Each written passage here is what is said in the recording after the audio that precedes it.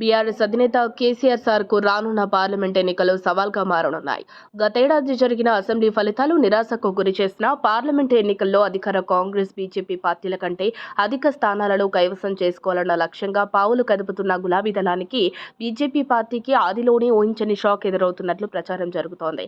ఇదే క్రమంలో రాబోయే లోక్సభ ఎన్నికలపై కాంగ్రెస్ నాయకత్వం ప్రత్యేక దృష్టి సారించింది. మొన్నటి అసెంబ్లీ ఎన్నికల్లో ఇచ్చిన బూస్టప్తో అత్యధిక ఎంపీ స్థానాలు గెలవటమే లక్ష్యంగా పావులు కదుపుతోంది.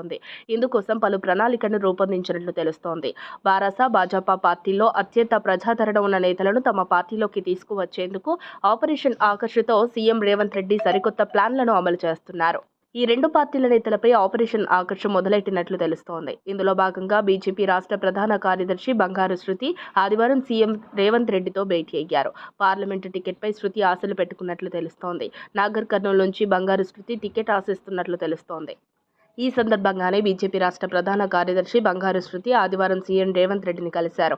నాగర్ కర్నూలు పార్లమెంటు టికెట్ ఆశించి బంగారు శృతి భంగపడ్డారు. నాగర్ కర్నూలు టికెట్ను ఇటీవల బీజేపీలో చేరిన ఎంపీ రాములు కుమారుడు భరత్కు బీజేపీ ఇచ్చిన సంగతి తెలిసిందే.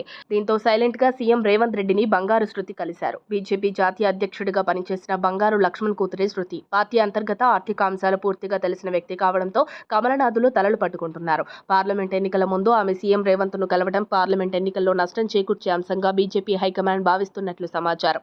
అయితే కాంగ్రెస్ నుంచి ఎంపీ టికెట్ కోసం ఆమె ప్రయత్నిస్తున్నట్లు ప్రచారం జరుగుతోంది. మరి బంగారు శృతి హస్తంగుటికి చేరితే కాంగ్రెస్ సర్కార్ ఆమెకు ఎంపీ టికెట్ ఇస్తుందా లేదా అనేది చర్చనీయాంశంగా మారింది. మరిన్ని అప్డేట్స్ కోసం మా కాయ్ టీవీని సబ్స్క్రైబ్ చేసుకోండి. మా వీడియో కనుక మీకు నచ్చినట్లయితే లైక్ చేయండి, షేర్ చేయండి. మీ విలువైన అభిప్రాయాలను కామెంట్ బాక్స్లో తెలియజేయండి.